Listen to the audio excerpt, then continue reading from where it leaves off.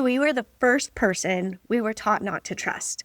We were taught that Wow. we can't trust our innate decider, and it disconnected us from our inner knowing and from our inner decision-making power.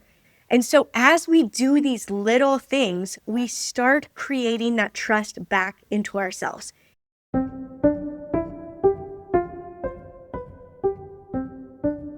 Hi, this is Monica Packer, and you're listening to About Progress, where we are about progress made practical. Have you ever felt paralyzed by indecision, spiraling into research and pulling your friends or second-guessing your gut? I have, because I'm human. And that's how I know you have struggled with indecision too. Whenever I think of decision-making, I think back to when I had my first child, and it was time for her first sippy cup.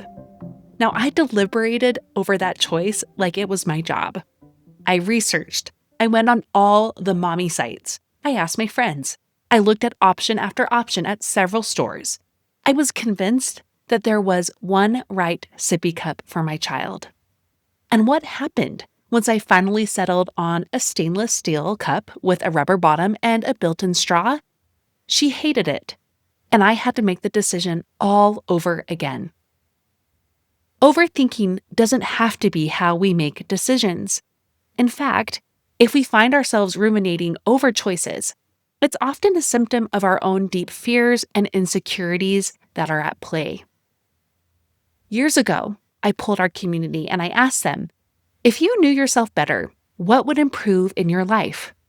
I was shocked that the most common response was this: it would be easier to make decisions. Because of that, today you will hear me interview Jessica Frew, who is back on the show to unpack why women especially struggle with overthinking, how shoulds quietly sabotage our self-trust, and what it really means to make aligned decisions. Get ready to stop outsourcing your confidence and start reclaiming your inner voice, one small, brave choice at a time. Jessica Frew is a writer, speaker, and decision-making coach who empowers individuals to make their next best decision with clarity, confidence, and concision. Being no stranger to making really hard decisions, Jessica believes that every woman is one decision away from a life of fulfillment. Her book, Shove the Shoulds, is coming out this fall, and you can find her on Instagram at Hey Jessica Frew. That interview is coming up after a quick break for our sponsors.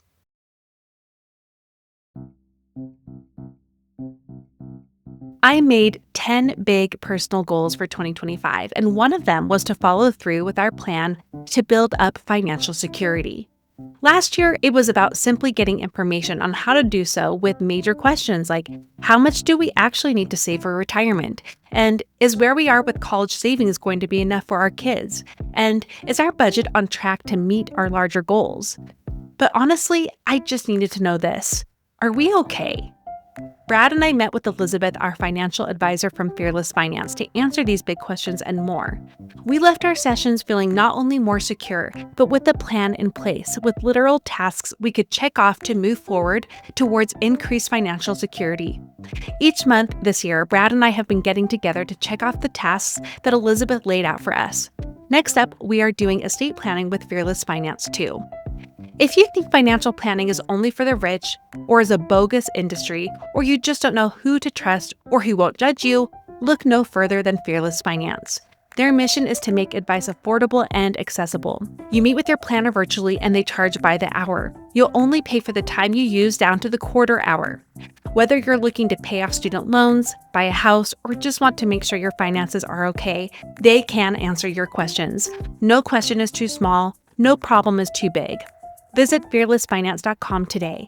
You can chat with the planner for free to make sure it's a good fit, and you'll get $50 off your first planning meeting when you use the code PROGRESS. Again, go to fearlessfinance.com and use the code PROGRESS. I have a big, exciting announcement and personal invitation for you. Come to Rome with me. Is there anything better than being totally taken care of? For years, I've taught the importance of being on your own list. This is most often done in small and simple ways. But occasionally, we choose to do something big and outside the norm to deeply prioritize ourselves. So what if you did that with me and in Rome, Italy?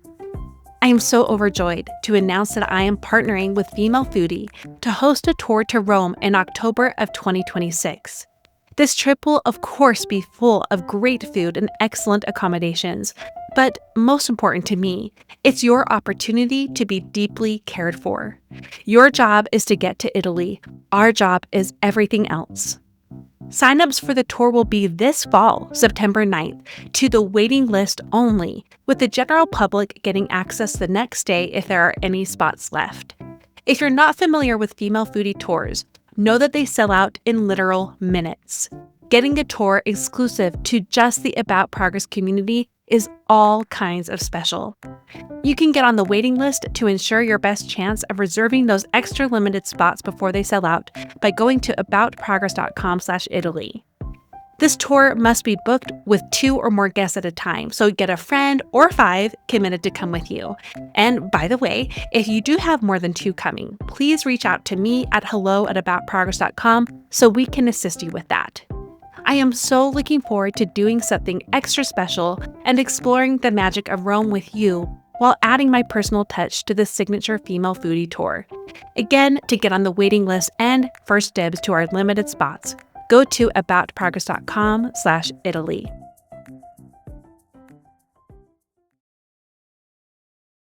Jessica Frew, welcome to About Progress. Thank you so much for having me back, Monica. Yeah, it's so good to have you back. Today we're going to be talking about overthinking and how easily we can do that, especially when we have a decision that we are trying to make.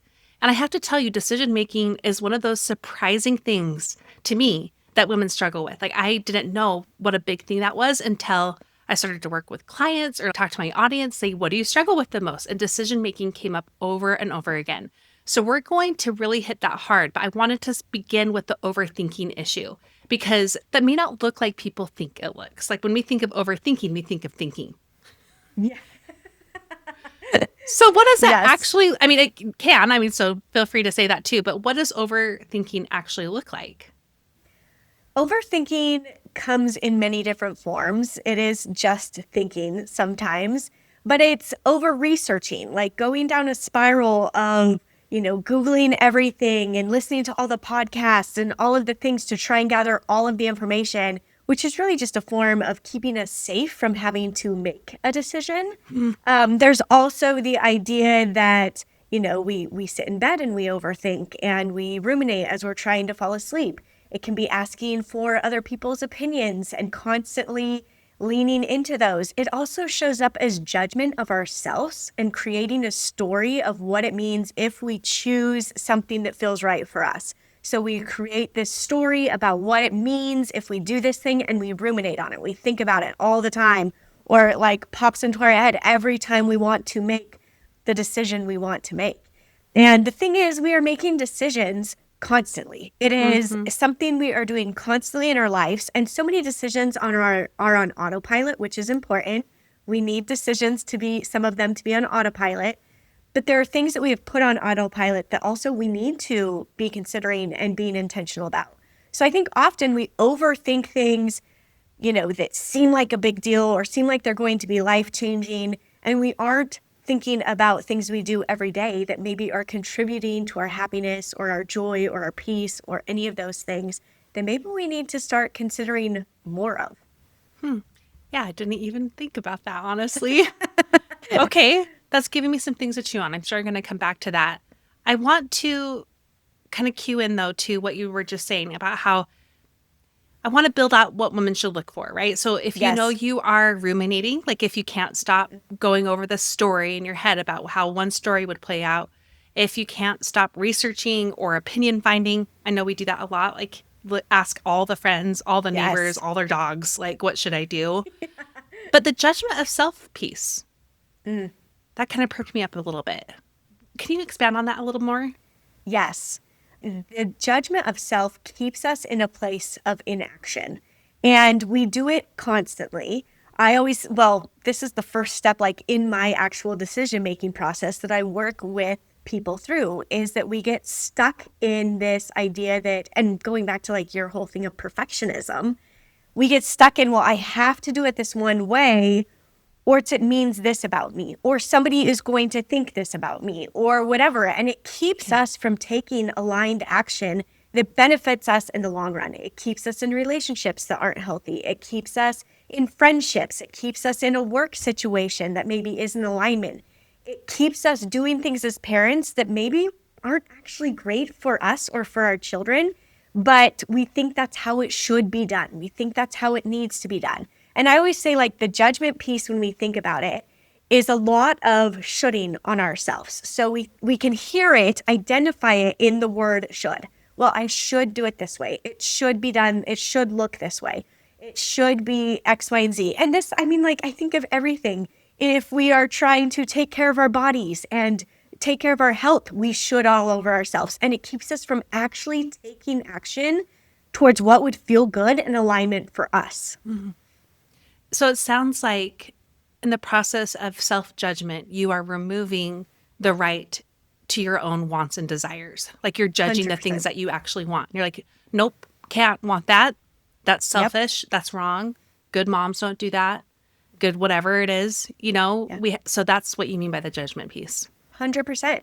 Yeah, it will keep us stuck. I mean, I work with women often who are navigating, do I want to stay in my relationship? Do I want to leave? And I have women who have stayed in relationships for 44 plus years. I have one woman right now that I'm specifically working with. Mm-hmm. And she's known for 44 years she has wanted to leave her relationship. But because of what it means about her or what other people will think or the timing isn't right or any of these things, she has stayed. And that's fine. Like, we aren't going to beat ourselves up for staying. We aren't going to judge our own timelines or other people's timelines. And also, when we release this judgment piece of what it means about us if we do X, Y, and Z, we get more of our life back. We get to be in alignment with who we are. We get to have meaningful relationships instead of sitting in something that doesn't feel good. Okay. Do you think this is a women problem more so than men? I mean, I don't want to necessarily stereotype, but everything you just painted was about the stereotypes we take on as women, the roles that we take on, and with that, all the prescriptions that are attached to them, which are very service-bound and selfless-driven, which, of course, we don't want to totally throw the baby out with the bathwater kind of thing, but, let's talk about that. That may be a little bit more of a controversial thing to ask, but I think we got to go there. I think 100% it is. I think women struggle with this on a very deep level because of the conditioning of growing up in a patriarchal society and things that are put on us in that sense of this is women's roles, this is what we do. And some of that is external, some of that is internal. Some of that comes from your family life. It comes from religions that you were raised in. It comes from so much conditioning that is individual to women, like to each of us individually. But yes, I think very much women struggle with this more often than men. It's put on us that we are responsible for other people's thoughts, feelings, and emotions. We are responsible for our kids and how they turn out. We are responsible for their actions. We are responsible for taking care of our partners and making sure they are successful, like doing the things at home. We support them in their dreams, but we need to suppress our own. Like, there is so much that goes into that for sure, of understanding how we release these internal dialogues that we have been fed since we were tiny little girls. And that goes back to what you were saying earlier about the shoulds. Yeah. And that's what leads us to overthink. So it's like kind of that cycle that we go through. Yeah. Everything you just described as a should. Well, let's get to some, now that they've maybe recognized more of, I can see now that when I think I'm being like dutiful and researching a decision, but I'm doing it for years, or if I'm asking everybody, or if I'm just sitting in those stories that I'm worried about, self-fulfilling prophecies, I guess, I must be overthinking and I want to make more confident decisions. I want to overthink less. What are some things they can do that, to overthink less, to make decisions more? One of the things I really encourage women to do is, first of all, we have to regain trust in ourselves. And I'll go into that in a little bit. But the thing that actually works is making small decisions that are in alignment for who we are. So hearing our voice on a daily basis saying, hey, this is how I want to do my hair. These are the clothes I want to wear. This is the workout I want to do. These are the foods that sound good to me because of my values and what I want right now in my life. And not only just hearing those things, but taking action on them. When we do that, we start coming back to ourselves. We start hearing how much judgment we have on ourselves, and it allows us to build confidence that it is okay to trust ourselves and to trust that inner knowing. And I think it is such a small thing, and it makes a huge difference. And I always tell women, like, I'm not telling you to go out and look like me. I'm not telling you to go do what I do. I am a very bright, semi-loud person. People would say my appearance is loud. And I don't want that for you. I want you to understand what it is you want, what it is you want to wear, what it is you want to put in your body. Like these little things that we overthink every day because we have so many voices in our head telling us that they're not right or that it's not what we should do. We need to do this. And I think about, like, we were talking about how we're, getting into 40s, 40 plus, whatever. Yeah. And how that voice is like, I think about, oh, you have to be working out. You need to do this. You need to do that because our bodies are shifting and all of those things. And while those things are important, we want to do them in a way that is in alignment for us and that is in alignment with our values and goals and intentions for life.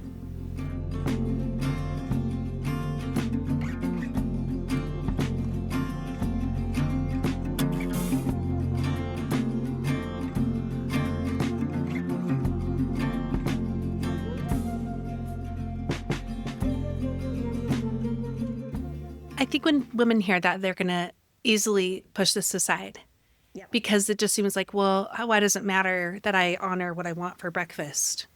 But that's where the shoulds are so sneaky again. I mean, even just this morning while I was feeding my kids their breakfast, I was thinking, I need to eat breakfast too, but I shouldn't eat what I made for them. I should eat this. It was more of like the whole protein thing. I'm like, you need protein. Yes, we need protein. You need protein. All the protein. All the protein.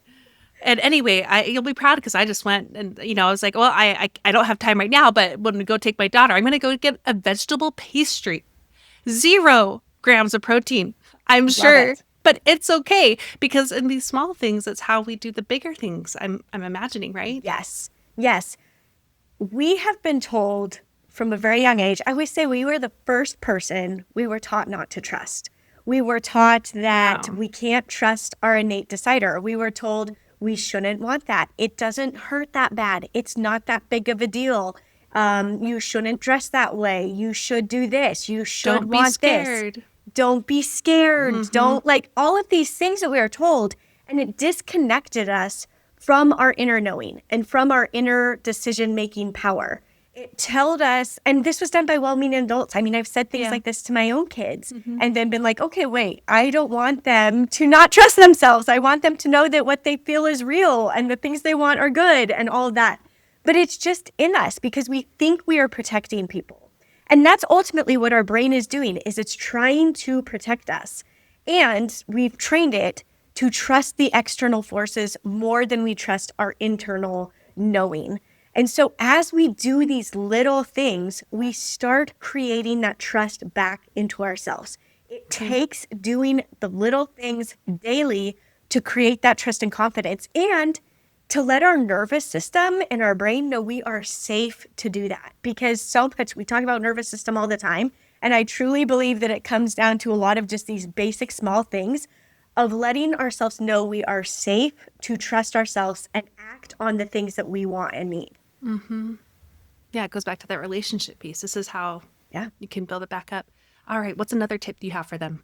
Yeah, I always encourage women to do a should challenge. So in my first step of the decision-making process, which is called Be Gentle, we are learning how to be gentle with ourselves. We are learning how to release judgment.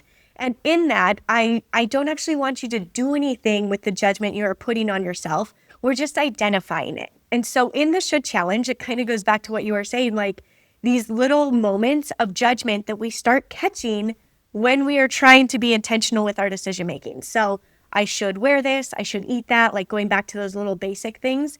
We start hearing like, oh my gosh, when we say that should, it is actually judgment of ourselves. And it's such an easy way to catch that judgment right away and to be like, whoa, there is judgment here. And then if we can take that and kind of just let it sit, or if you want to do something with it, you can change it to a could. Like, oh, I could do that. Because it's giving you an option without judgment. It's a simple change, but it gives you that option of like, oh, I could do this thing. Do I really want to? Is this actually in alignment with who I am? Does this feel good?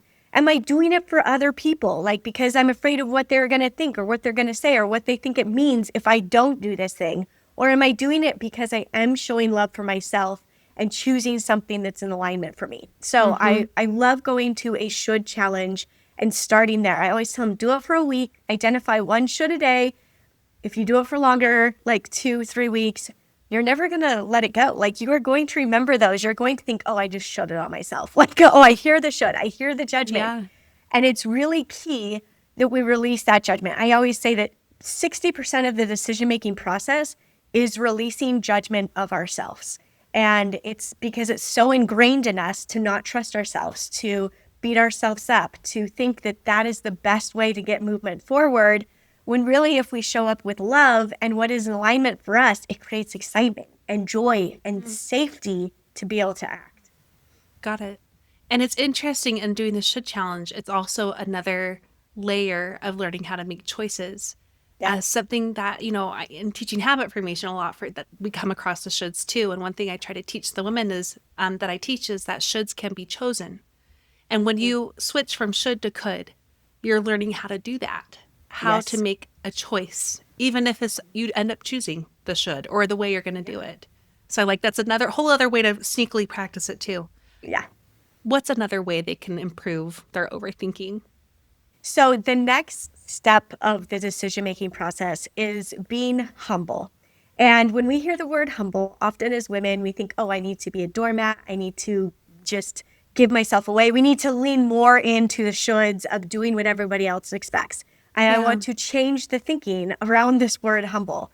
It means that we are going to release our ego so that when we have this decision to make, we aren't concerned about what other people are going to think, or we don't feel like we have to do it right or a specific way, or that it means something bad about us. But instead, it means we're releasing that ego so that we can do what is in alignment with who we are. It allows us the humility to say, I don't have to be right. I don't care what anybody else thinks. I don't need to worry about their judgment or justify my actions.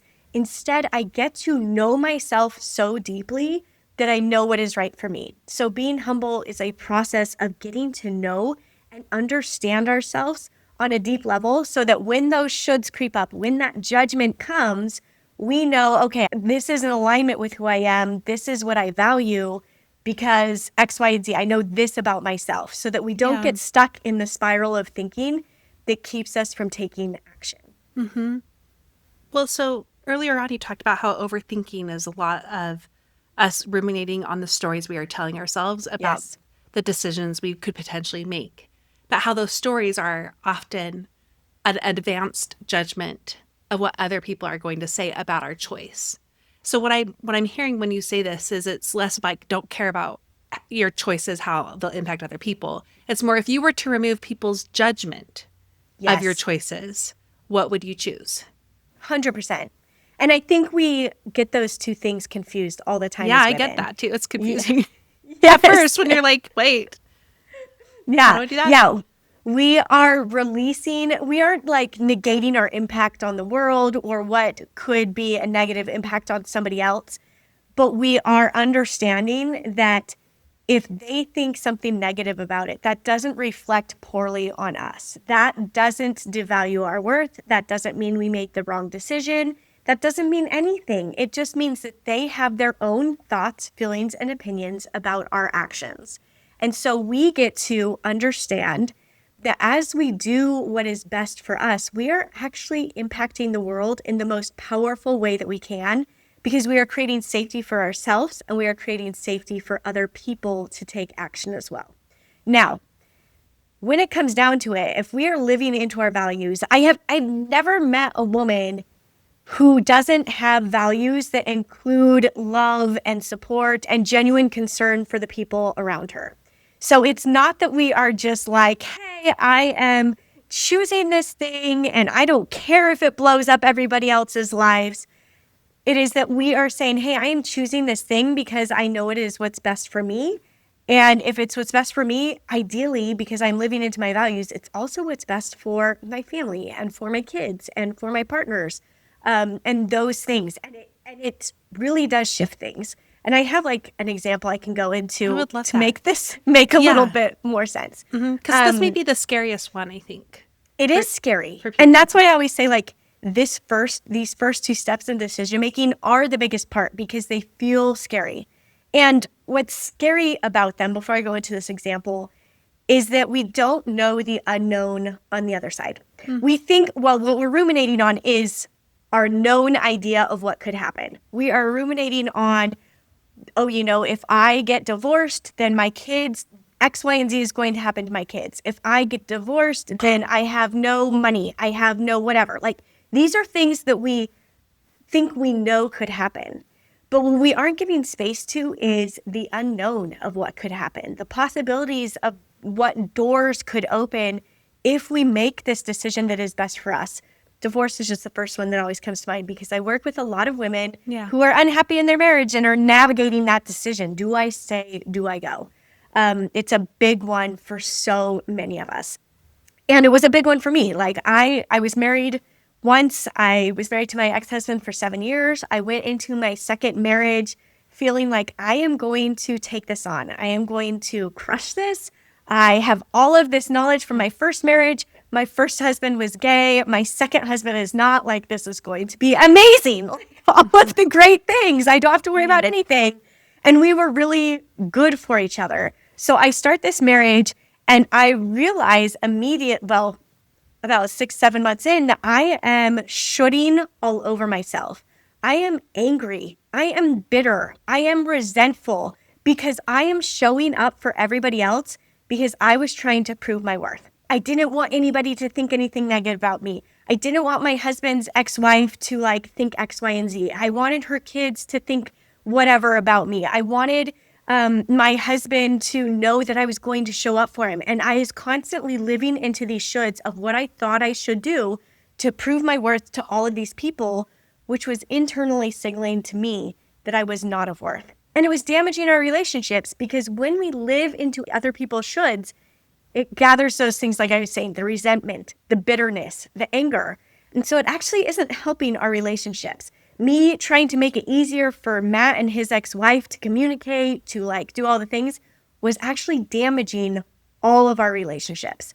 And about a year into our marriage, I was like, you know what? I can't do this anymore. I was tired. I was exhausted. All of the things that happen when we're living into what everybody else wants us to do instead of what we need to do. And I created all these stories about how horrible I was and that I wasn't good enough, and creating proof over and over again in my head that it was true. And so I left. I was like, I am done. I can't do this. I had reached the point where I realized I was more afraid of losing myself than losing my husband. And what that meant to me was scarier than losing him. And I left. And within the weekend, I had a full-time job. I had a place for my daughter and I to live. I had everything set up for life outside of this marriage and was ready to go. And I was sitting there and I was like, I can't do this. Because first and foremost, I knew my husband and I were really good together if we could figure all of this out. And second, I knew that I hadn't gone into this marriage doing the core thing I needed to do, and that was be true to me.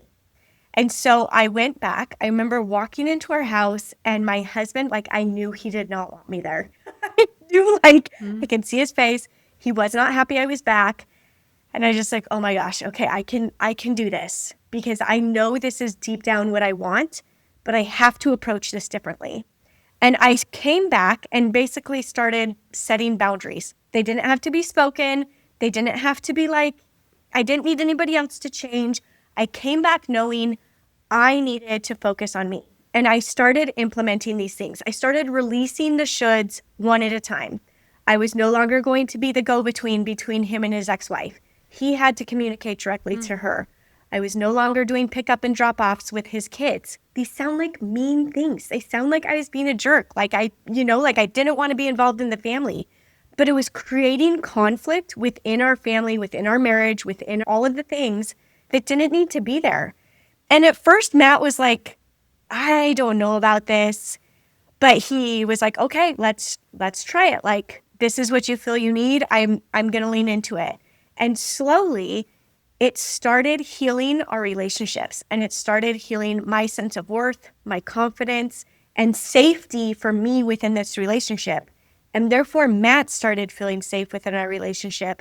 And so he was able to express the things he needed. And we were able to start feeling this connection to each other because we are connected to ourselves. And this is the beauty that happens when we start releasing these shoulds and when we start understanding what it is we value, what it is we need, and silencing the noise that we hear from other people. And we're coming up on 12 years of marriage now, and Amazing. are really so happy. And it works. It doesn't mean it's going to save every marriage, but it does mean that it is going to help you find the joy, fulfillment, peace, clarity, safety in your life that you are looking for, that you are craving deep down. Mm-hmm. Those all sound like things we want more of. Yes. And I can see how even in, a good relationship, how those are things we got to be aware of and tweaking and, noticing when they're creeping back in, and how it creates the ability for everyone to do that. That's what I really love the most.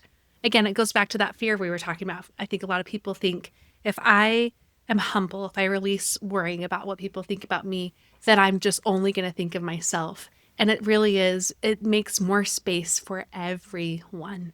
Yeah. It really does. That's beautiful, Jess. And the crazy thing that happens when we start paying attention to what it is we want and need, like in these little everyday decisions, me showing up as myself, me dressing in a way that I feel good, then I go into whatever situation I'm in and I am not thinking about myself. I am not thinking about like, oh, is this like fitting right? Is this whatever? Instead, I get to think about the people I am in community with. It creates this weird thing that has been totally flipped in our brains for some reason. That if I think about myself and take care of myself first, then I'm not going to be thinking about anybody else. When in reality, when we take care of ourselves first, when we make decisions that are alignment for us, we get to show up more powerfully for the other people in our lives. And it creates this space to be able to do that, where we aren't constantly thinking about, is my hair okay? Do I look all right? Because we've done what feels good for us, and therefore we don't have to think about it. Mm-hmm. Oh, what a release.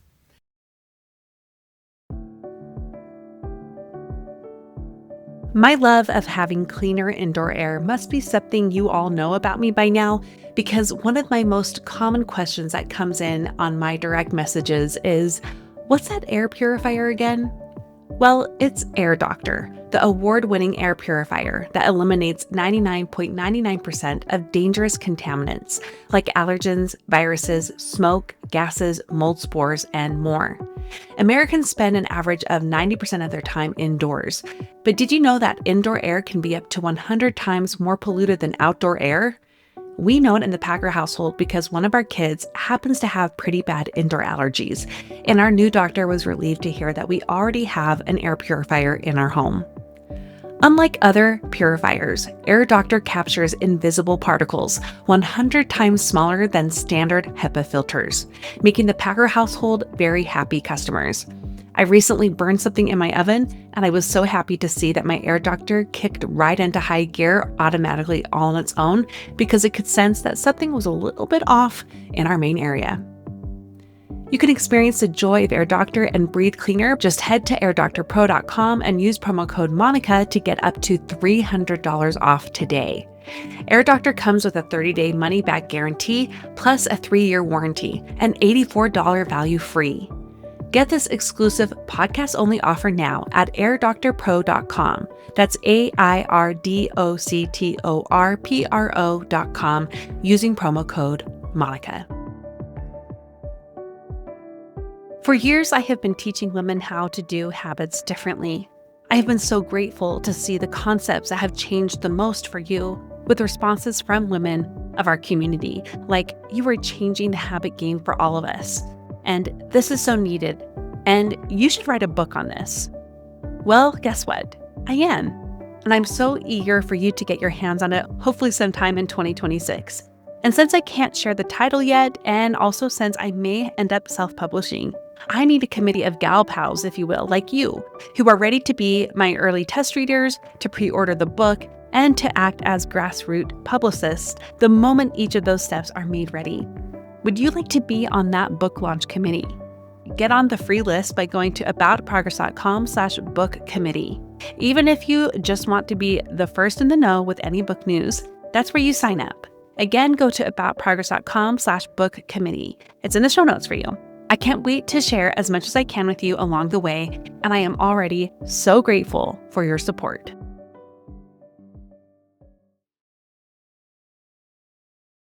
Well, Yes. I think you have one more for us. So what else would you say? Yes. So the last part of the decision-making process, I always say this is 10% of the process, is actually taking action on the decision. And this is why, we ruminate, we get stuck in all of these things, and we waste a lot of our time and energy on that, when really we could just take action. This is be bold. This is the be bold step. I always called it like a leap of faith. And I'm like, no, it's just acting on the decision that we are going to make. Trusting that innate knowing, trusting that we are going to make the best decision for us. And even if it doesn't go as planned, it was still our next best decision. I don't say right or wrong decision. I don't say any of that. I say our best decision. Because when we are acting in alignment with who we are, when we are trusting what is coming up for us, it doesn't mean life is going to go exactly as we had planned. It means that life is going to give us the clarity and the confidence to get us to where we need to go. So often, my life as an example definitely has not gone as planned. But I always say, I do not consider marrying my ex-husband to have been a mistake. There is so much I've learned about myself. It has brought me to this place of where I am helping other women and where I have this story to share that helps people feel connected and understood when life doesn't go as planned. And I wouldn't trade that for the world. And it's also taught me so much about love for myself and for other people in ways it never could have happened any other way. And I am so grateful for that. Now, was it hard? Yes. Was it not what I expected? 100%. But it has given me confidence. It has created safety in my life. It has given me clarity around those things that I need. And that is the power of making aligned decisions. It's not going to go how we planned, but when we take action, we gather information and we gather confidence. And those are the two things we're looking for when we're in that ruminating cycle that we aren't getting. We aren't getting that clarity. We aren't getting that confidence because we aren't doing the thing that actually gives us that clarity and confidence, which is making the decision and acting on it. Yeah, moving forward. When you think back at that starting line too, the rumination piece, I think is because people want certainty before they make the decision. And as you just explained, so often that certainty comes in moving forward with a decision, in taking action. And there are very few choices that are irreversible or 100%. unalterable or ways that you can tweak or pivot. That really is what decision making is. It's like a series of decisions, not just one and done. 100%. I always think that one of the only permanent decisions in life is children. That's a pretty permanent thing that comes into your life. And I know that ebbs and flows and it looks different for everybody. Outside of that, there is not a whole lot that is a permanent decision in our lives. There's not a whole lot that can't be shifted or changed. And when you move forward, when you take the action, you're going to get information. I work with a lot of women too who are shifting jobs or careers or making decisions in those careers. And if you make a small decision and start acting, then you're going to know oh no, this doesn't feel right. I definitely need to go this other way. And you can go that direction with confidence instead of sitting there and overthinking it and wanting the perfect answer every time. And that's what you did with your second marriage and that weekend of being I'm gone, and then making decisions and moving forward with it, and then realizing, actually, I this is the decision I do want to make. Is there another example? You just walked us through that decision-making process. Maybe one of your clients or people who've worked with you of a decision that they make and how they used any one of these concepts to help them get the clarity they needed and courage really to move forward. For sure. I do a lot of decision days with women now where we sit down for like a full day and go through all the things. I help them get clear on the things that are just ruminating in their heads, the stories they're telling themselves, so that they can hear what it is they actually want. I'm really good at pulling that out of people. Yeah. And I think of one of my clients, I mentioned her earlier, who's been sitting on this marriage for so long and trying to decide what to do. And we went through this whole process in one of these decision days of working through this. Like, what is it you want? What is keeping you in this marriage? Do you want to stay in the marriage? We're not doing a pros and cons list here, but it is like getting into those things of like, where is it that you want to go? And after we went through this, she left with this list of things that I gave her. I'm like, here are the next action steps. And some of them looked like going to talk to a car dealer about the car you want, because she had this vision of she wanted a truck so that she could go, travel and do these things that maybe her husband isn't capable of doing. And she messaged me that day, like within an hour. She's like, I went and talked to this car dealership and I now know the price of the truck. Like, I know which truck I want and I have information about the price of it. And now I can go find information. I'm going to go look at information about getting a trailer to be hauled behind. And like all of these little things that it's information. And they were small things that don't seem to deal with, like, they're not directly connected to her getting a divorce or staying in the marriage or not. But it gives her information of, if I make this decision and chase this life that I want, that has been on my heart for so long, I know what I need to do it. Mm-hmm. I know how much money I want. I know what things I need to have in place. And it sounds like such simple, small things, but it has led her further and further down this path of being able to be clear with herself about what it is she wants and being clear with her partner, who, if she stays and continues in this cycle of bitterness, anger, and resentment, their relationship is going to be completely damaged. Instead of leaving at a time that is actually empowering, where they can do it with love and clarity, to be able to leave and be able to co-parent together still. Their kids are obviously grown and whatever, but there's still an aspect of co-parenting that comes in at any age. Mm-hmm. And so it's understanding, like, no, this is what I want. I can do this. I can have this life I want in these seemingly small decisions and information I'm gathered by taking action. Doesn't mean she's going to go file for divorce as soon as we're done talking. It means she's gathering. And I don't want to say, like, this isn't ruminating gathering. This is actual decision making so that you have clarity. This is scheduling an appointment with somebody to talk about what your finances need to look like if you're getting divorced. I had one lady, and she's post-divorce and she's wanting to find herself again. She left, and one of her actions was to go buy earrings that she loved. She was like, I always want fun earrings. And I'm like, you need to leave here and go buy them. And she did it. She's like, I'm so excited. It's like such a small thing that then starts rewiring our brain to know we are safe, to go make decisions and to go act on these things that feel right for us, and stop creating some story that's keeping us from that action. Mm-hmm.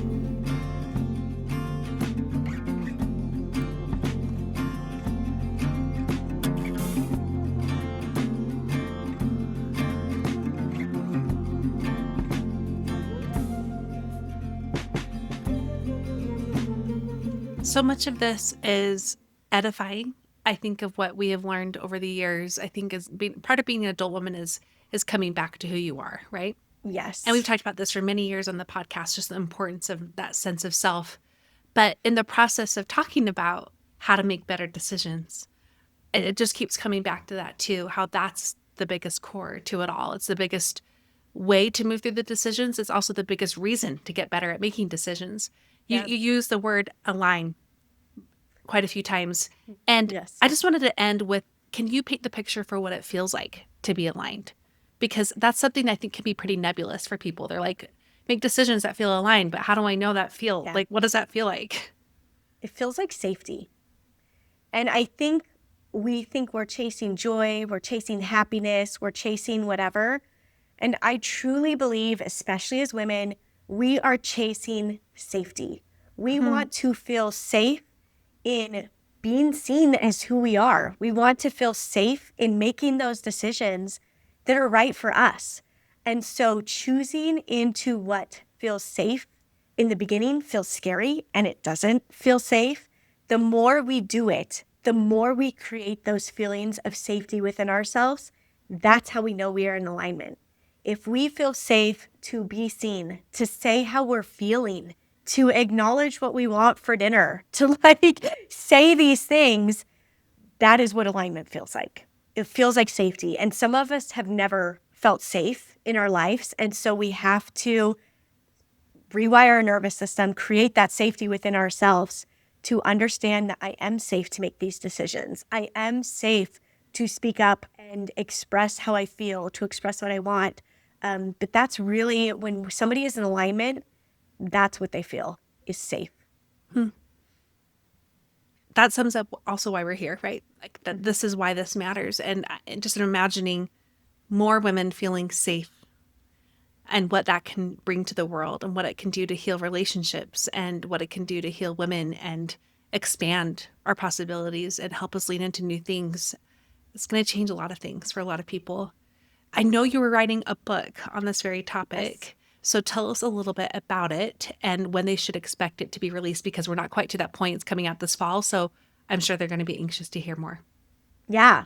The book is called Shove Your Shoulds, and it goes more in depth into this decision-making process so that you can take these and really get those actionable tools. We talked about a few of them here, things to do. This isn't just like saying, oh, I'm going to be nice to myself. I'm going to say some affirmations. Those all have their place. They're important tools. And also, I think there is more to this than we've ever dove into this decision-making process. So it gives you those actionable tools. It also goes into 3 of the main things I think really keep women from making aligned decisions, the decisions where they feel that safety, to give you that clarity and confidence to move forward. And it is dropping in September, but you can go now to shoveyourshoulds.com and get on the wait list so that you'll be the first to know when it comes out and be able to pick up your copy. Fantastic. Well, I'm so excited for you. That's going to be an amazing thing to finally release into the world. I know this has been the work you've done for so many years, internally, but also professionally with so many women. Before we ask our final question, where should they go if in the meantime, beyond the wait list, they want to learn more from you and to connect with you? Yeah, the best place to connect with me is Instagram at Hey Jessica Frew. Get on the wait list, go to Hey Jessica Frew and find me there. That's where I mostly hang out in the social media world. Fantastic. All right, Jess, we always end with this final question, and it's just a way to distill all that we've learned. What is one small way listeners can take action on what they learned today? Go do one thing that is calling to you today. Go take action on that little thing that you are hearing in your voice, like in your soul. It's like, oh man, I really want to do this. That could be taking a nap. That could be going for a run. That could be anything you want it to be. Take action on it. And if you can't take action today, plan it. Put it on the calendar. Make it happen. Fantastic. Yeah, I'm thinking through that already for myself, and I already have a couple ideas, so I'll have to love it. Go text eat you that. what I end up doing. Yeah, eat the vegetable pastry. Yeah. That could be it. Yes, that could be it today. Yes. Well, Jessica, I'm so proud of you. Can't wait for this book to fully come out into the world. And thank you. Thank you for being here and sharing all of your amazing knowledge with us in our community. Yeah, thank you so much for having me and for the work you do. Oh, so good, Jess. So tell me what's coming up that you're really excited about. I hope this episode gave you the hug and kick in the pants you need to grow. I'll now share the progress pointers. These are the notes I take so you don't have to. And those on my newsletter get them in a graphic form each week. You can sign up at aboutprogress.com/newsletter. And the graphic form is an expanded version of what you will hear me share right now. Number 1, catch the shoulds. Start noticing when you say or think I should. Number 2, make small aligned choices daily. This helps you build self-trust. Number 3, trust takes practice, not perfection. Know that you don't need full certainty to move forward.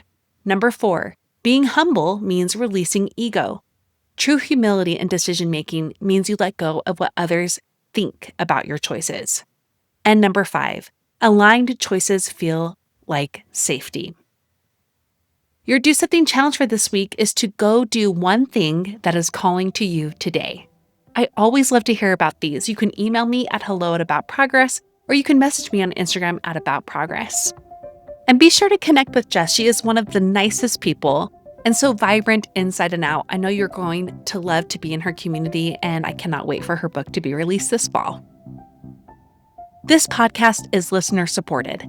Members of the Supporters Club make my work at About Progress free and available to all, and they also get access to 3 levels of exclusive benefits from more time to more content with me, including my private premium podcast, More Personal. Check out becoming a supporter by going to aboutprogress.com/support. You can always support the show for free. I would especially encourage you to leave a rating and review on Apple Podcasts, as that helps the show so much and doesn't cost you a cent. Thank you so much for listening. Now go and do something with what you learned today.